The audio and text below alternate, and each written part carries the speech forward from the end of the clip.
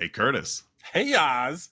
what movie you got for us this week? This week, as we kick off a new month, I've got a five-part movie marriage. We've got Scooby-Doo meets the X-Men with some Blade Runner, a little bit of the end of Vacation, all while asking the question, "Oh, Beth, what can I do?"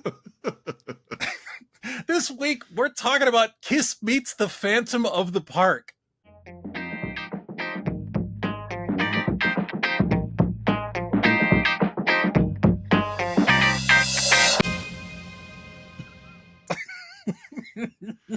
Oh, boy. Welcome back, listeners and viewers, to another episode of Let's Talk About Flicks, the podcast where we take a monthly theme. This month being musicians in movies. Yes! What a fun month we've got. I really do. Yeah. Not necessarily musicians being musicians in movies. No. Just musicians in movies. Someone who is known for being a musician that happens to be in a movie. It parallels in a lot of ways that month we did of like movies with wrestlers. Yeah. You know, they're not necessarily being a wrestler. They're just a wrestler that's their day job. This is their moonlighting as an actor. Yes. They're not thespians. No. Even if they have a film credit, that doesn't make them thespians. That does not make them an actor. As we will see in 4 different ways today. Yep.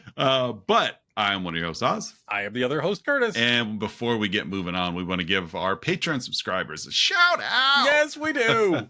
Don S., Aaron A., Maida K., Melissa L., Colin K., and Lyle M. Thank you guys for your patronage. You may not be part of the KISS Army, but you're part of the Oz and Curtis Army. Yes, you are. Patreon Patrol. The Patreon Paddy Wagon. Yeah. I'm going to go out on a limb. I haven't done any research, but I'm leaning towards that we are probably one of the very few podcasts that have ever covered this film. I'm going to guess we're the only one that ever has. I didn't want to corner myself with a statement that exact, but I was also thinking this might fall into the upper echelon of podcasts that we've done, where like a Story of Ricky, where there's just not a whole lot of content out there about it. We are the content, folks. We are the content. We're filling the content void.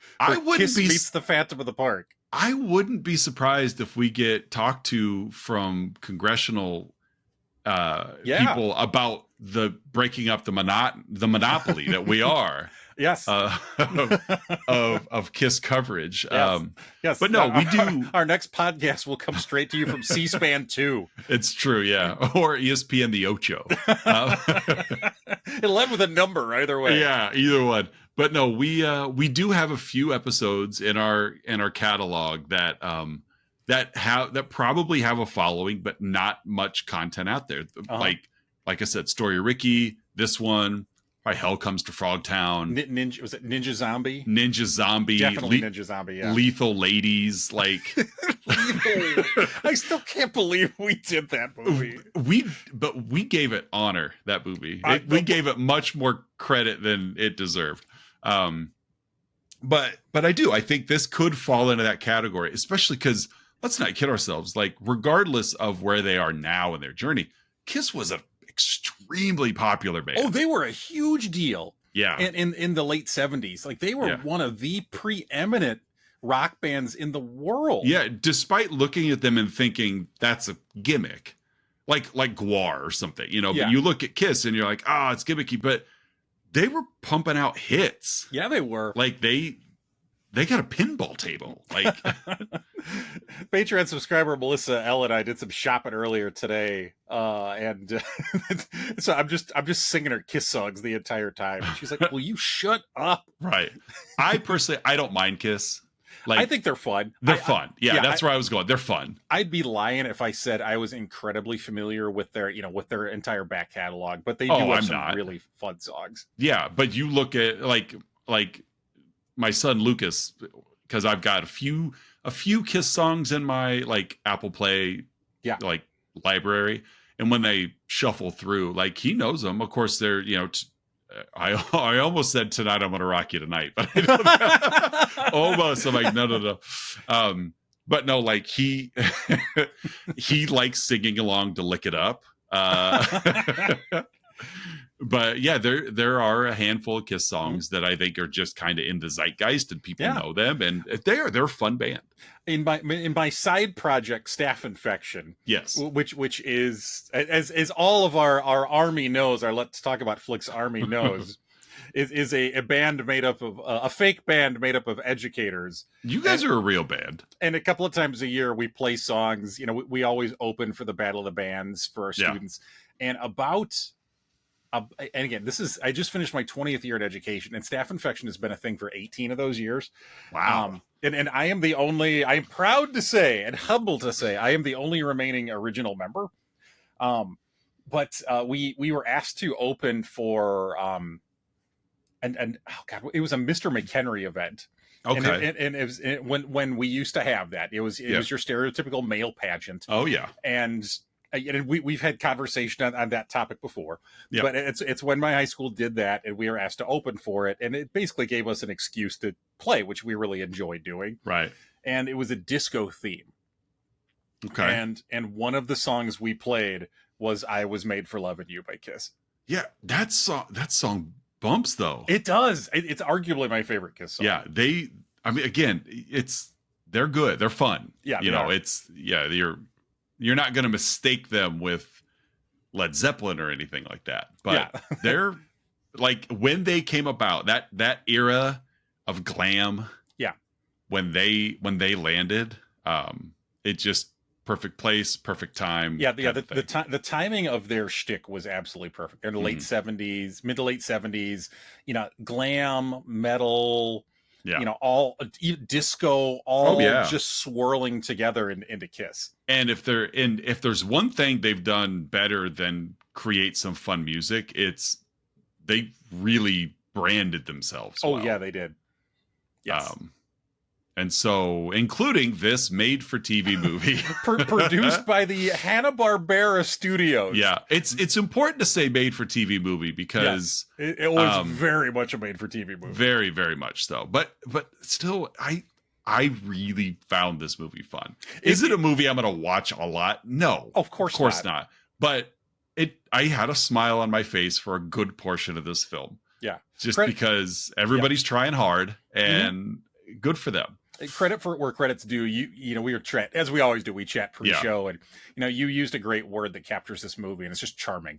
It's just a charming film. It's just a sweet, simple, charming movie. Yeah. I think honestly, keeping it as made for TV helped with that charm. Oh yeah, because it's that brand of movie. Yes, and had it been more like cinema driven, there could have been more liberties taken that weren't, neutered for television. Yeah. But it was just fun.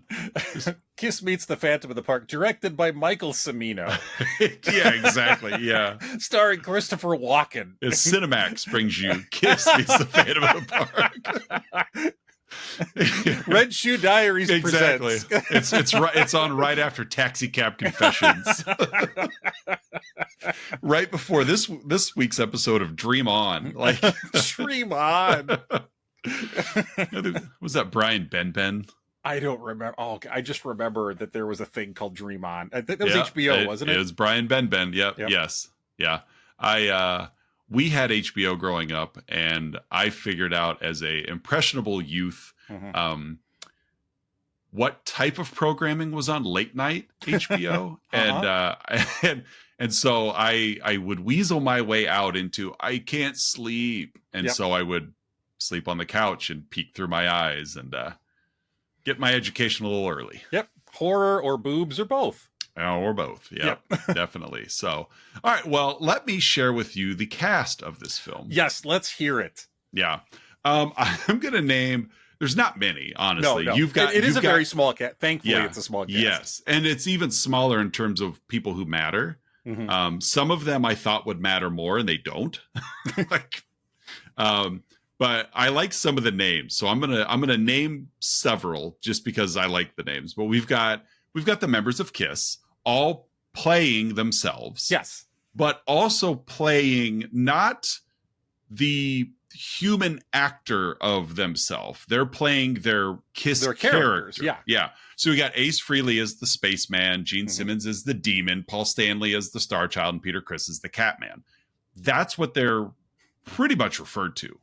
I wish he was the Scat Man. I wish when Peter Criss didn't want to be in the band anymore, they replaced him with the Scat Man. That was Scatman Crothers. But I like the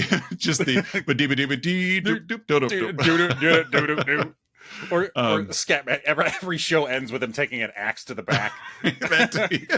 Yeah, right in the chest.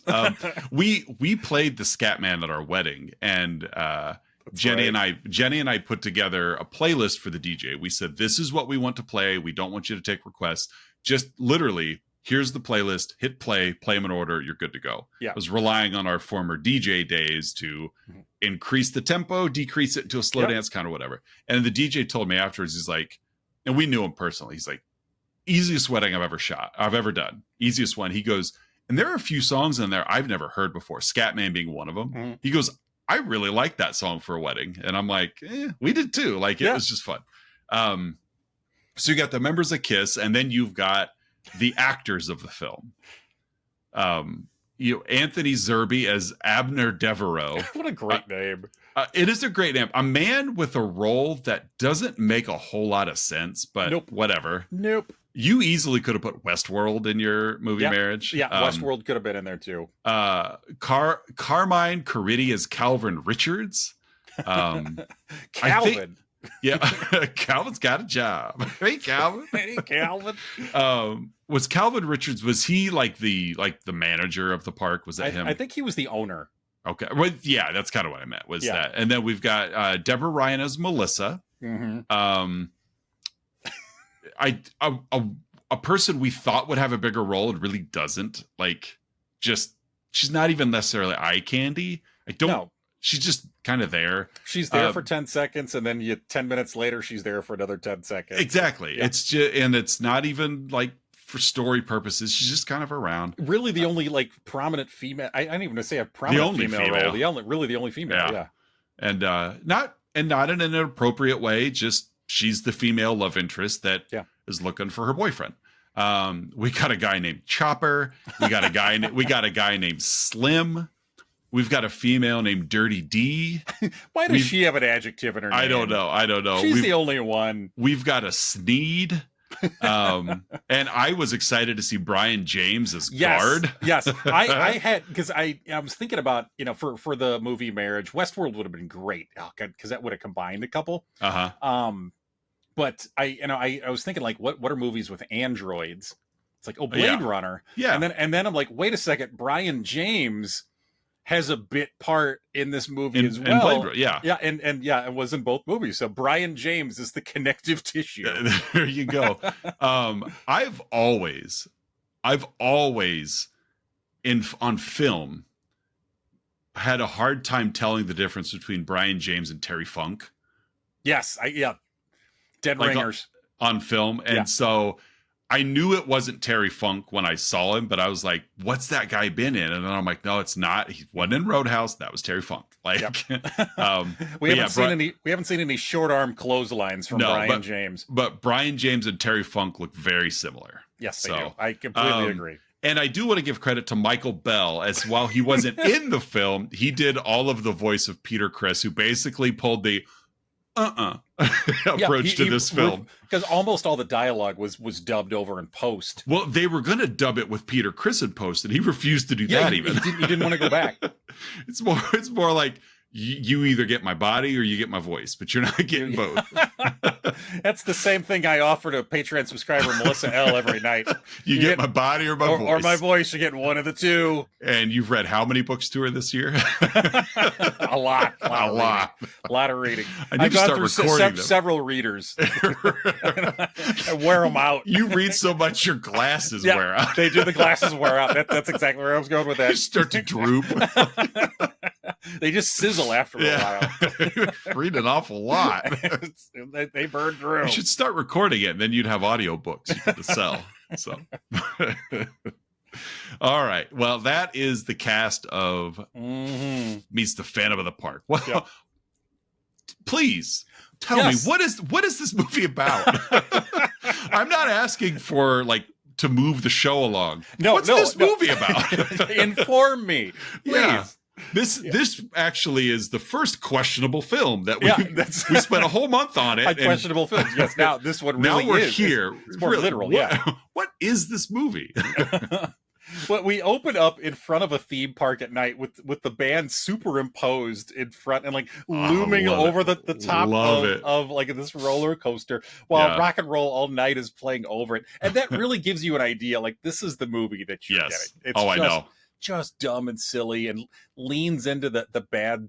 Yeah, and again, it's 1978, but leans into like the bad special, like optical effects and everything that they used. I won't say it's the best they had, but in terms of camera trickery, that's about all they had. Well, and that's what they were going for. They wanted to use every trick in the optical book, and they tried.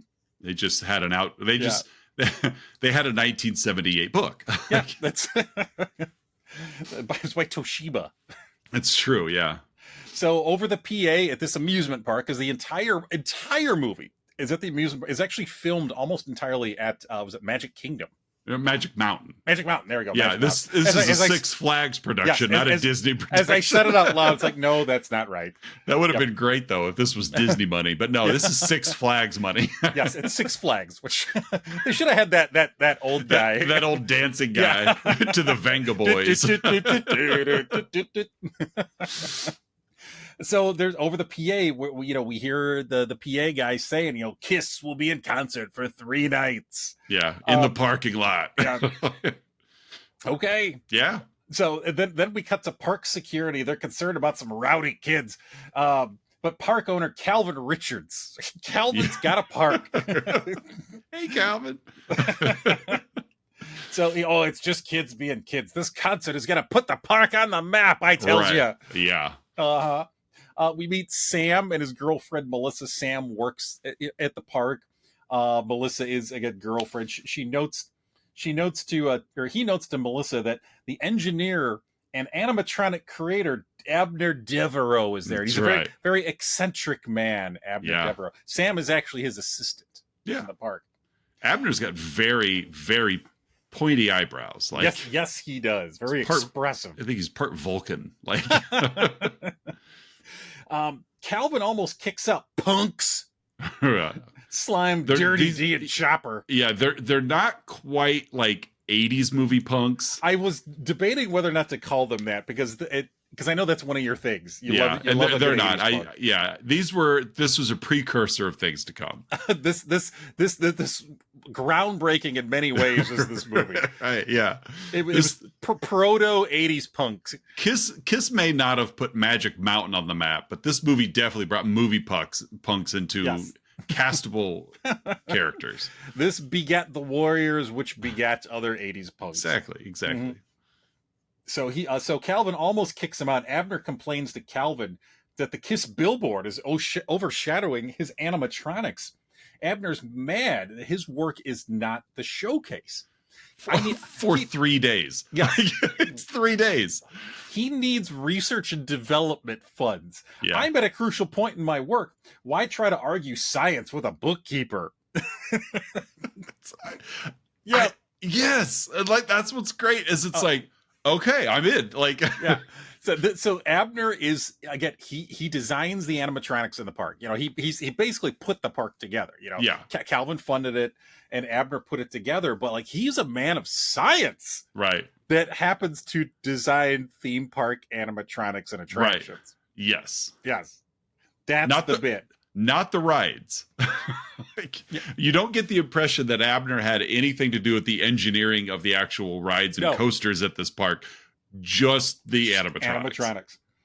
So Abner ends up stopping Slime, Dirty D, and Chopper from messing with an animatronic gorilla, and instead gives them passes to the Chamber of Thrills. Yeah, which we'll come back to. I think Waxwork would have been a movie on my movie marriage too. Yeah, that also would have been great. Yeah. In a restricted area, we see Abner's workshop, and what a workshop! I love it. I'm still smiling, and now I'm smiling even bigger. Yeah, it's like the Bat Cave in the 1960s Adam West. West. Oh yeah. So again, Sam works there, but he had come down on his own to, I don't even remember why he went down to find Abner or whatever. Reasons. Yes, movie reasons, but he disappears while he's down there. We wouldn't understand. No. So Melissa can't find him anywhere. Park security's not taking her seriously. Melissa ends up going to Abner's workshop. She takes an elevator that he tells her it goes 150 feet underground. Uh-huh. Yeah. Doubles as a nuclear fallout It's shelter. a bunker. Yeah. Basically, yeah. Abner's there. He gloats to Melissa about how lifelike his androids are. Which is good, because this is one of those, and I love it when movies do this, especially if they do it like this, where, we've commented before, sometimes all you have to do is add a line of dialogue and you can get away with things. Yeah. And so watching this, you realize extremely quickly, these are not animatronics. These are just actors. People pretending to be androids. Which is fine. But then when you could throw a line like, look how lifelike they are. Okay, now I'm in. I buy it, because they're supposed to look like they're human, and they are. So after Abner shoos Melissa away, so for some reason, he gives her a full tour, and then he's like, "Now you have to go. Be gone. I am at work." So he sends her on her way, and then we see, of course, Abner has turned Sam into an animatronic. Yeah. So lifelike. It looks just like Sam. Just like him. We then cut the slime, Dirty D, and Chopper in the Chamber of Thrills. A young couple is in there with a child. They tell Chopper, "You can't smoke in here." Chopper goes, "I'll smoke you." That's right. Oh, I love it. Abner ends up capturing all three of them. And again, the Chamber of Thrills, it's like your classic Universal movie monsters are in there. There's a wolf man, there's a mummy, there's a vampire. Again, all played by people. There's a Frankenstein's monster. Yeah. Yeah. So, and of course, he's watching this all happen. Abner's watching all this happen from his monitor. This man has got so many cameras on this part. Oh, yeah, he does. He sees everything. Literally everything on every square inch of this park. Yeah, he's got it all on camera. Yep. And it all runs through him, as opposed to, like park security. Park security, even ownership, has really no idea what Abner's doing. They just fund him. Yeah. Well, speaking of, though, Calvin then fires Abner. Yes. Says, "I have to consider park safety, and Abner, you've been different lately." Abner says to Calvin, "You're the one bringing this rock and roll into my park. There's nothing for me outside of this park. You will regret this day." I love it. Oh, you meddling owner. Basically. There's a Kiss song, Mr. Make Believe, is playing in the background as we see a sad Abner walk through the park. I do. I love it. Oh, it's so bad. It's so bad, but it's so charming. Yeah, it is, yes. So back in his lab, Abner, of course, is just monologuing to himself. "I'll destroy all of you. You kids will be my instruments." Like, oh, I see what you did there, Abner, with the instruments and the rock band. Yeah. And so we're half an hour into the movie, Oz, and Kiss arrives. Yeah, finally. Yes. And boy, do they arrive. Yes. They're so, we see very quickly they demonstrate their powers. Starchild is shooting his eye laser. I love it. The demon is breathing fire. Oh, it's so great. Oh, I do. I love it so much. And as they're playing the song "Shout It Out Loud" at the first of the again, another fun song. Yes. After the concert, Abner has Sam take nefarious pictures of the band. "Get every angle of them," he tells Sam. As if Abner can't already see every angle of everything in the park. I don't need video of it. I want photos. No, but he's incapable of still images. And technology's not here yet. Or it's just too advanced. It's true. This is Six Flags dollars we're talking about here. And so, Sam doesn't respond to Melissa. He walks right by her and she sees him. And several times. Yeah. And she's restrained by security. Starchild sees this. It pews his star power at them, stunning the guards. I think that's a perfect verb to use. Pews them. Pew, pew, pew, pew, pew, pew, pew. The demon in Star Child, of course, Star Child is also, in addition to having laser eyes, he also is telepathic. I was thinking about this before too. Like, X-Men was a late add to my movie marriage. Like Star Child is kind of like Cable. So, where he's where son of Cyclops and Jean Grey. So telepathy and optic blasts. Then you got the demon who breathes fire. You've got Spaceman who's like Nightcrawler, you can teleport, and then you've got the cat who's like Beast, very agile, and Demon is like Ricky Steamboat. Yes, yeah, just like Ricky Steamboat. The powers of Ricky Steamboat. Ricky Steamboat, yeah. the dragon. I think he joined with Colossus and Nightcrawler. Yeah. And so, Star Child sees in her mind and deduces you're looking for someone, but not Kiss. And then the demon growls like a lion at a guard. Oh, several. I love it. I love it. I do too. The first of several instances of that, where they just pipe in a stereotypical lion roar. Because he's a demon. He's a demon. Sounds like a lion. The band that plays the song Beth, the aforementioned Beth. As they're just like sitting around, they're sitting around Six Flags with sad Melissa, like they're like consoling her while the cat sings Beth to a girl named Melissa. Yeah, like why didn't you just name her Beth? It's right there in front of you, right there. Melissa, I see you call. Just doesn't have the same ring. No disrespect, Patreon subscriber Melissa L. Well, that would have been even harder. Patreon subscriber Melissa, I see you calling. I was singing that to her earlier today. And I got to tell you, she loved every moment of it. I bet, yeah. You'll be reading tonight. There'll be a lot of reading tonight. A lot of voice. I'm going to put on 2 sets of readers. It's true. So Abner sends Sam's to Kiss's huge quarters. Their dressing room. I don't know. I don't know. They have like a full set of living quarters here at the theme park for their 3-day concert. Yes, and Sam is sent there by Abner to steal their talisman. So they have it's like there's a box in their dressing room that because Kiss in this movie, Kiss is like an extraterrestrial band. Yes. They're not humans in costume in this film. They are what you said, a star child, a demon. That's what they are. And everyone's like, they're still the greatest rock band on earth. They've toured the world and elsewhere. Exactly. Of all the things these super powered individuals could be, they formed their forces into a band. Anyway, go ahead. Their talisman. Yes, and so their powers as well as just kind of their essence. Yeah.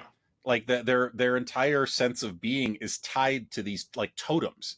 Yeah. And so there's a case that all 4 are in. So there's a little demon totem and a cat and a lightning bolt. Do you think the Kiss totems was what was inside Ving Rhames' briefcase in Pulp Fiction? I mean, I don't think it's too big of a stretch. I mean, it glowed just That's true, right? This movie showed us what's inside. This movie got deep. I don't know how Abner even thought that they had talisman. That's just what I was going to ask. How did Abner know? How did he know? He's got cameras everywhere. Well, that's true. He saw him bring him in. He saw a roadie bring him in. That's true. Yeah, so Sam figures out these talisman, they hold the essence of Kiss. That's right. But when he goes to try to retrieve the talisman, a force field stops him. It's like the 1939's Wizard of Oz, lightning bolts around Dorothy's ruby slippers was better special effects than this 40 years later. Yeah, so there's an impenetrable field, impregnable field around them. Can't get in. Talisman are safe. Time for Plan B, though. So again, that same night, Melissa sees and kisses Sam this time. But of course, he doesn't respond. She screams, drawing the attention of Kiss. The band, not a second kiss. Yeah. Right, yes. She didn't scare Sam into kissing her. Ah! Sorry. So Melissa ends up going back to the dressing room, quarters, whatever. With the lair. Yes. Kiss lair. At the theme park.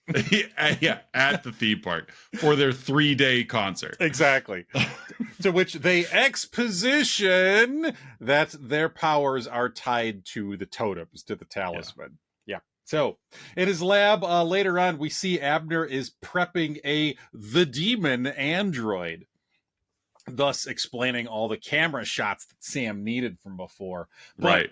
So, I mean, he can make it work, but he needs the talisman if they're really otherwise going to capture who Kiss is. Yeah. It'll have no power without the talisman. Now, it would be, if like non-film Kiss, like if the talisman were part of their aura, like part of their thing, the shtick, yeah, like it's like, okay, that's kind of fun. You're integrating all this in, and kind of almost like a, like an origin film kind of thing, but it's not. Like it's just talisman. I think they should write that into the Kiss mythos. It should, yeah. I'll see if I can make an edit to the wiki. Make it part of the canon. Yeah. Right. What about the Phantom of the Park talisman? Oh yeah. I guess go ahead. I guess for decades Kiss would not let any crew members talk about the movie. Like I was going to say, how crazy would it be if this was your introduction to Kiss? This is the first you've ever seen or heard of them. Yeah, you've never heard of these guys. This was it. I could see it for some like younger child being a made-for-TV film, that this was your introduction to Kiss. I mean, you'd think they're comic book characters, and Kiss actually did get written into several Marvel comics too, because of their branding. Like, again, it's genius branding, and it worked absolutely. because of the era. So that night, the android, the demon, bursts through a wall in the park. It takes out 5 security guards, including Brian James, unfortunately. So the next morning, Calvin and security confront the band because they think it was the band that did it. It was the demon, the demon guy who did it. Starchild uses his laser eye powers to listen in. Okay. Yep. Yep. Calvin wants them to play their show that night, but then security could take them in. So that's basically what it is. Yeah, exactly. Like it's got like Mayor of Amity Island feels in Jaws. Like, there's sharks. Well, let's get through the 4th and then we'll deal with it. Yeah, then after we make our money. Then we'll worry about the problem. So we cut to Kiss's second show, where they're playing I Stole Your Love. But for some reason, I made a note of this. The movie uses a live track instead of a studio track. All the other songs they did in this movie were studio tracks. But for some reason, in this version, they used a live track. So I don't know. Authenticity? Reasons. Sure. Yep. Sam uses a super laser gun Abner gave him to free the talisman, so he is able to get them using super laser gun. It's probably set it on the side. Super laser gun 3000. Acme. Exactly. Yeah. Abner sends android British Revolutionary War soldiers to gas the security guards. I love it. Yes, that's exactly what I said, folks. The song New York Groove is playing while Kiss, the band, fights big ape androids, and then like martial artists who we're not sure if they're. I'm assuming they're androids, but yeah. You have these like white gorillas, and I do like New York Groove too. That's a fun song. It is a fun song, yeah. Abner lures them into the Chamber of Thrills, where the aforementioned Universal monsters attack them. Abner ends up kind of malfunctioning Kiss's powers because he's shooting the talisman with the super laser gun. Right. Yeah. So thus Abner is able to capture them, keeps them in his lab inside a laser cell beam. And the band sees their android doppelgangers, and then they realize, this is what's happening. Abner says he's sending the androids to play the Kiss show that night, the last show. the band, as they're the android band, as they're taking the stage, they see Melissa, or Melissa sees them, but they don't respond to her, of course, and she realizes something's wrong. Oz. Now she does. After just apparently she just assumed that Sam's been stiffing her. Yeah. Like, did we break up? She's just been hanging out at the park the last couple of days. For literal a couple days. Yeah. Doesn't go home, just hangs out at the park. Hangs out with the band and wanders around the park looking for Sam. So this time, though, again, the android band is they play a song where they're inciting the crowd. So they keep repeating the lyric "rip and destroy." Yeah. Thus, eventually prompting the crowd to start rioting. In the lab, though, the cat channels all their powers and telekinetically grabs their talisman. Yep. And it floats. It does. And it's great. I think he used the Schwartz. It's Mega Made. It probably shouldn't say the line that comes next. But no. So just as the crowd is about to riot at the concert, the real Kiss leaps down from the heavens. Yep. They literally jump out of the stars, and then they fight each of their doppelgangers. They win, and then they get on the microphone. Are you ready for the real Kiss? Assuming that the crowd has noticed that, those are fake. Right, yeah. And why wouldn't they? And as opposed to being terrified and running away or seeking cover, it's like, no, we're going to stay for the concert. That's right. This is totally normal. We've got nothing else to do. Yes, and the real band plays rock and roll all night. So after the show and in Abner's lair, Melissa pleads for Abner to release Sam. Starchild eye lasers the control device off of Sam's neck, freeing him. There's a little thing. He's got like a chip or something. Yeah, that's all it takes. Yeah, R&D. Yep. So Abner is now catatonic. Do you think Elon Musk saw this movie and thought, that's how I could do this? Brain implants. I could do it. Wouldn't put it past you. You know, I could see Abner being a big influence on Mr. Musk. What did Elon Musk name his satellite website or satellite internet service? Starlink. Sounds an awful lot like Starchild. Yeah. And what does it do? It shoots rays down into your home. Mm-hmm. I think he saw this movie out from space, man. Yeah. I think he did. So Abner's now catatonic. Calvin notes he created Kiss to destroy Kiss, and he lost. Yes, it destroyed him. That's the last line of the movie. Oh. He created Kiss to defeat Kiss, and in the end, it destroyed him. Yep. We cut back to the same shot of earlier of Abner walking forlornly underneath the roller coaster. Oh, I love it. As Mr. Make-Believe plays again, and we go to credits, Oz. Yep. And that, my friend, is Kiss meets the Phantom of the Park. This movie has this goofy Swamp Thing kind of vibe to it. Mm-hmm. Well, again, it's very comic booky. Yeah, it shouldn't work at all, but because it's just so, like you said, comic bookish, mm-hmm. that you can't take anything literal. You just roll with it, and you're like, okay, lasers, okay, yeah, talisman, okay, sure, why not? Yeah. So, hey, folks, every week, Oz and I give our own unique rating about the film we've been yapping about. In this case, 1978's Kiss Meets the Phantom of the Park. Oz, my friend, how do you rate this flick? I'm giving this 5 star children. 5 star children. Yes. Not star child, star children. Yeah, a nice healthy dose of star children. What are you giving it? I got to go with 61 unnatural tongue wags. Oh boy. just find 61 images of Gene Simmons and you're fine. Nope. Don't Google tongue wags and then look at the images. It's a little disturbing. I can only imagine. Mm-hmm.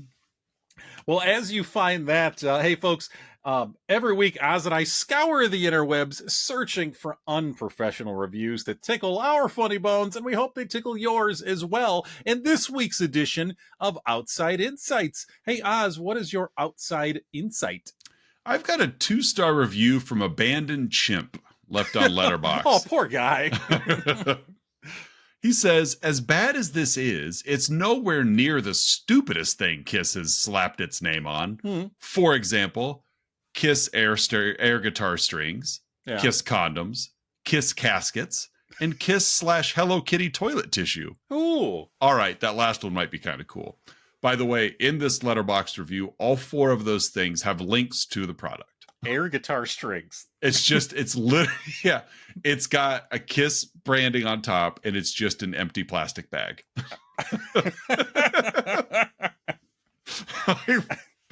It's your air guitar strings. So, they're right there. Yeah, and you know what? Because of the tongue-in-cheek humor, people have bought it. They have. I'm sure, just so they can show people that they've bought it. Yeah, look what I bought. Isn't this funny? Like as cha-ching, like. Why not? It's like the can of air from Spaceballs. Exactly. Perry Air. Perry Air, yeah. So that's my outside insight. 2 stars, though. There you go. Okay. But they've put their brand on worse. So what do you got? I got 2 I'm going to share if you don't mind. They are both from the Internet Movie Database. The first is a 10 out of 10, left in January of 2002 from Mondo Kane. Greatest film of all time is the subject line. This is probably the greatest film out there, and the film that influenced much of today's big special effects blockbusters. Kiss invented a lot of things, and film was one of them. Those who deny Kiss meets the Phantom of the Park's impact on entertainment are fools indeed. I think Abner Devereaux wrote this. I'm pretty sure that was Abner. There's a GoFundMe link in there for his R&D. No kidding, yeah. He's at Great America now. Yeah. he was the old guy. It's true. It may have been him. Once he came out of his catatonic state, he was there and he was willing to do it. My other one is a 2 out of 10, left in August of 2023 by Raymond Padilla. The Plan 9 of rock films is the subject line. Okay. Every rock group or performer seems to try their hand at films. Kiss turned out one of the worst films of all time. Worse than Zeppelin's Song Remains the Same. Worse than the Stones' Let's Spend the Night Together. Even worse than Mariah's Glitter. Yes, that bad. It was as funny as Plan 9 or Trolls 2. See, I like both those movies, though. Because they're terrible. Because they're bad. Because they're campy, yeah. I do. But Glitter, have you seen Glitter? I have not. No, I have not. I'm not in a hurry either. Well, I mean, spoiler alert, that did not make the cut for this month, Movies with Musicians. No. But we could have a sequel month at some point. We definitely could. But I still kind of at least want to somewhat enjoy the film. Like, I don't want to torture myself with what we're watching. Glitter sounds like torture.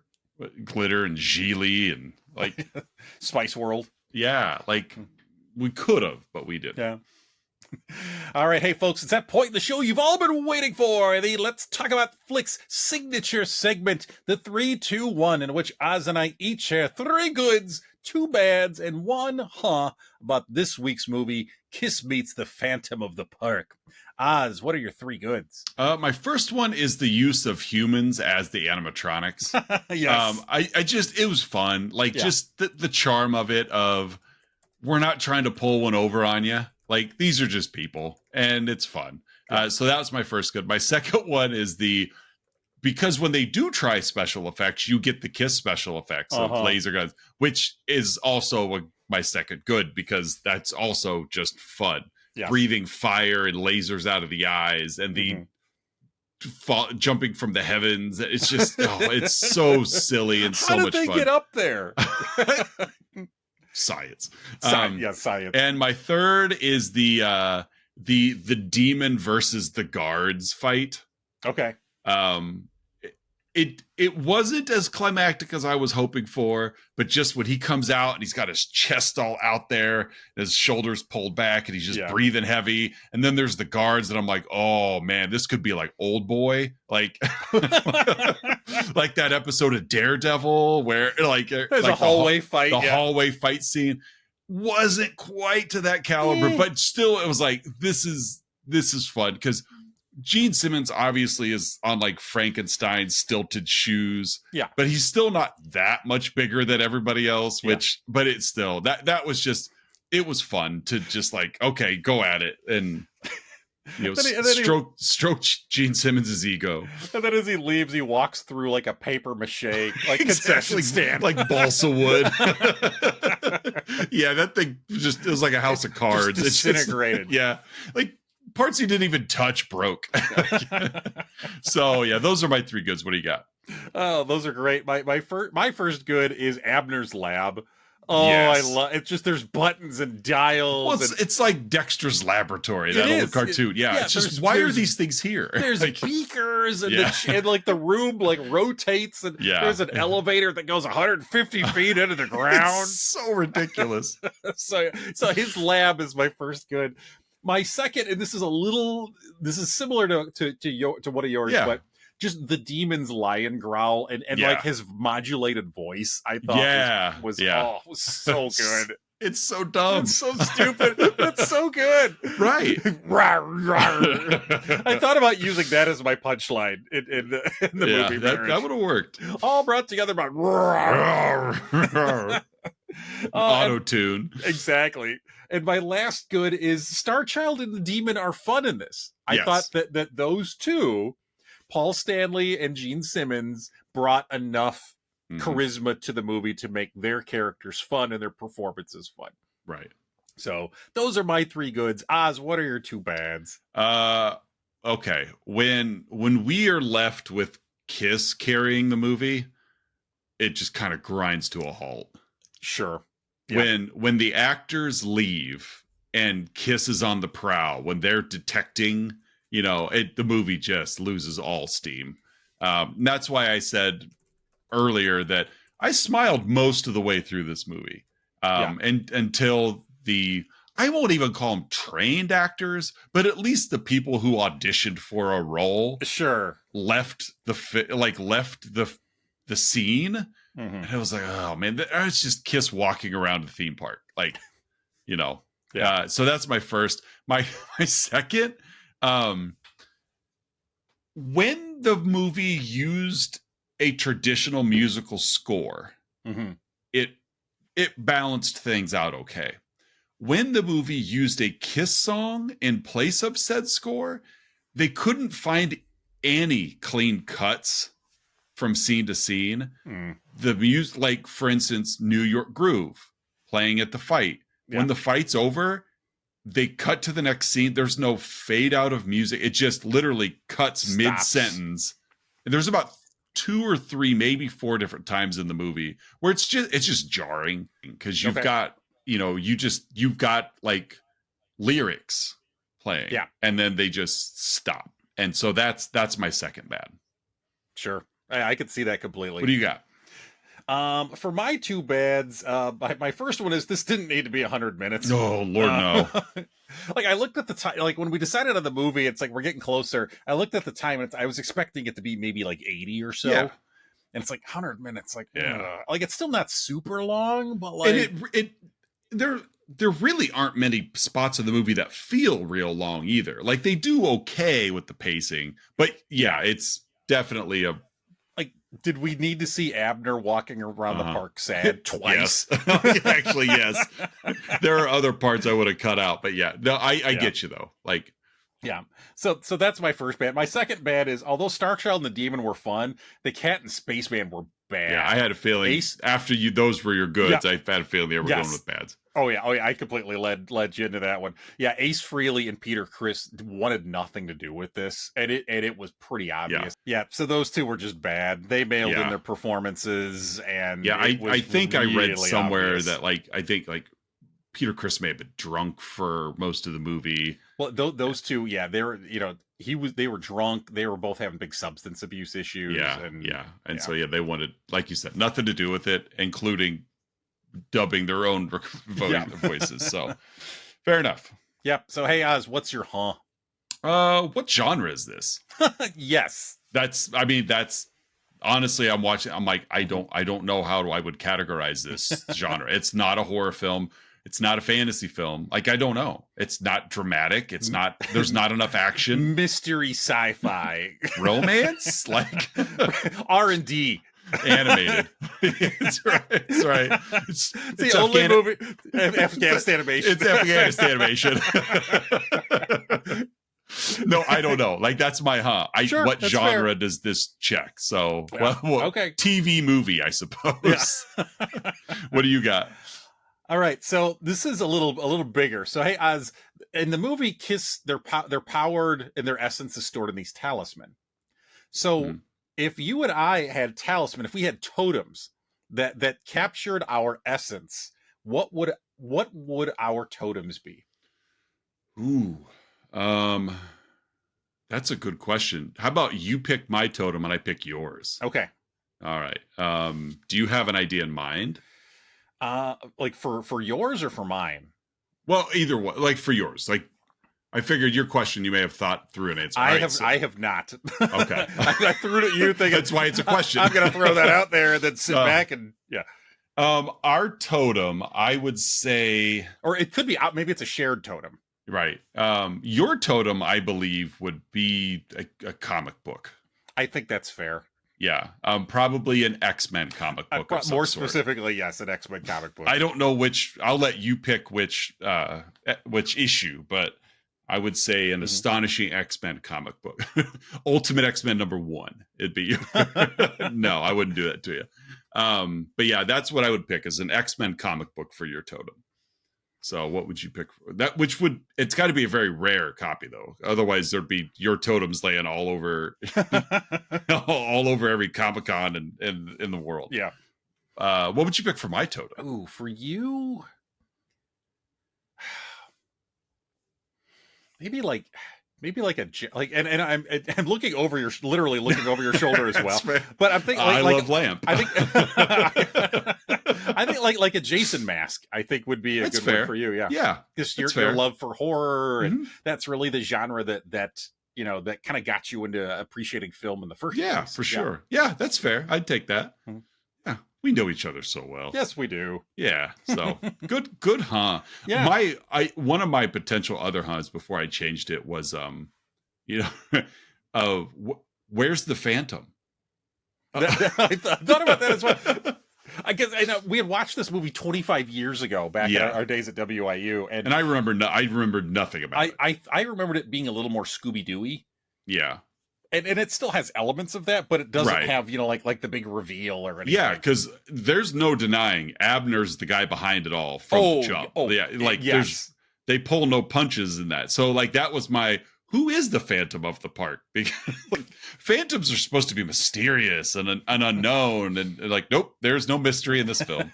It's the Melissa character. Yeah, that's the one genre. She's the Phantom. That's the one genre this movie is a mystery. So, that was a very fun kickoff to that was a great start to movies with musicians. Right.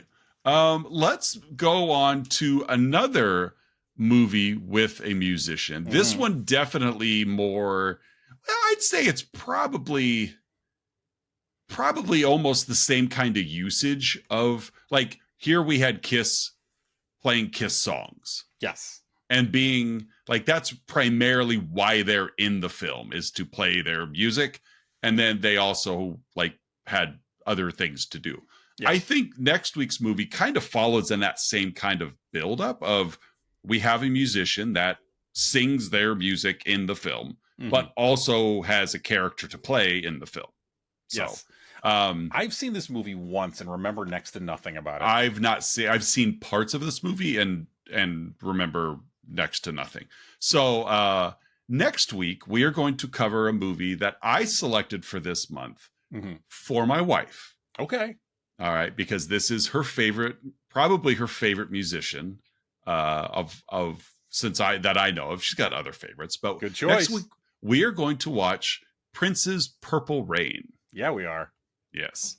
A nearly 2-hour movie starring Prince and as the kid and Apollonia as Apollonia. The part I remember from this movie and the brief parts that I've seen of it was Morris Day and the Time singing Jungle Love. Like, oh, wee, oh, wee, oh. Yep. Like That's the only part of this movie I know. That and a purple motorcycle. But I hope Charlie Murphy's in this movie, but I don't think I'll he be is. disappointed if there's not giant pancakes. Yes, I want this so bad to be like the Chappelle skit, but I don't think it will be. Something tells me it's not going to quite get there. And I also just subconsciously morphed Uncle Buck into this as well with the giant pancakes. That's true. Yeah, that's true. It's John Candy and Prince hung out a lot. Prince, yeah, having a lot of pancakes. I will say this though, that I'm going to go out on him and say the soundtrack to this film has probably got longer legs than the soundtrack to Kiss Meets the Phantom of the Park. Yes. Yeah. That man, Prince is just an enigma of talent, that man. Yeah. His Super Bowl performance. Oh, yeah. I mean, just cut from a different cloth. Yeah. It's pouring down rain and they're panicking. Well, what do we do? He's like, rain harder. Like, yeah, go do this. And just nailed it. Nailed it. Yeah. Yeah. I think I read somewhere that his first demo that he delivered to a studio, he played every instrument on every song in the demo. It's like 19 different instruments. Oh, that doesn't surprise me at all. No, not at all. But he was like 19 years old, played every instrument on every song, delivered the demo. They asked to see the original because this is too polished to be a demo tape. And he's like, that's my tape. And they pretty much released it as it was. Like, okay, our work is done here. Just slap our label on it and go. Little known fact, the entire track was recorded on a piece of purple satin. Exactly. Yeah. It was. Yeah. So he turned it in. It was hard to listen to. Somehow he wrote the music on that purple satin and they held it up to their ear and could hear it all. Yeah, it just reverberated off of it. He flipped it over for the B-side.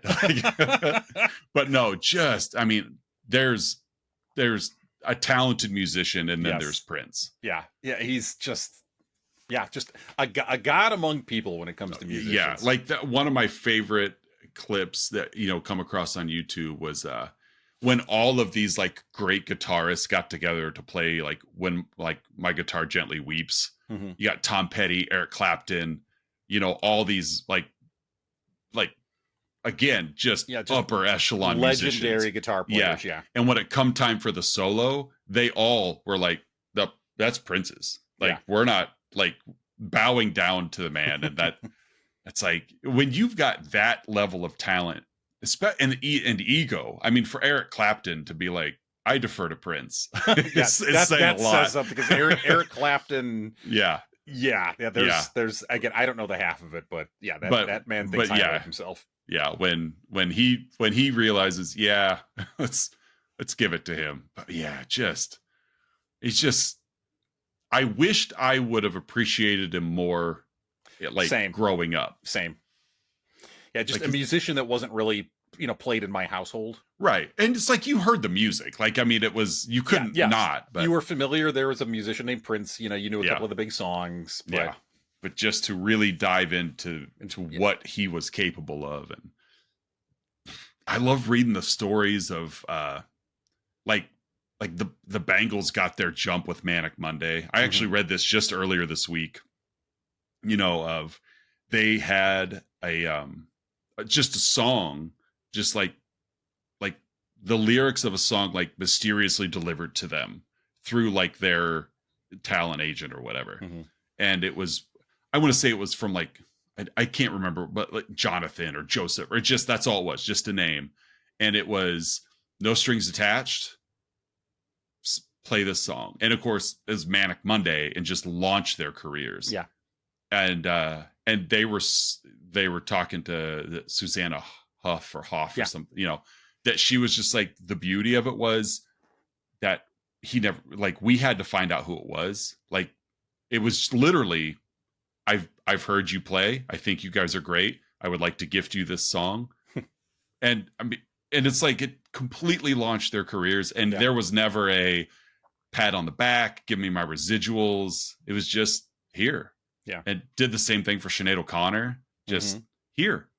And just so when you start to work like the 6 degrees of Prince through music and how many people's have sung his music, it's just cool. Yeah. It's just really cool to be like, it's just a different human being. Well, pop R&B really had a different flavor after him as well. Oh yeah. But just good for him. Yeah. So we'll dive into that more next week. Yeah, I know I kind of rambled there, but anyway, next week, Purple Rain with Prince. Prince will be the musician next week. So we're not doing this for Apollonia. That's not our musician in film, or Morris Day. That's not our pick. It'll be Prince. So social media wise, Facebook, Instagram, YouTube Shorts. We appreciate you guys giving us the support and attention that you do. Like, subscribe, share, do all that stuff that YouTubers and podcasters ask you to do. And for another episode of Let's Talk About Flicks, I'm Oz. I'm Curtis. We'll see you guys next week.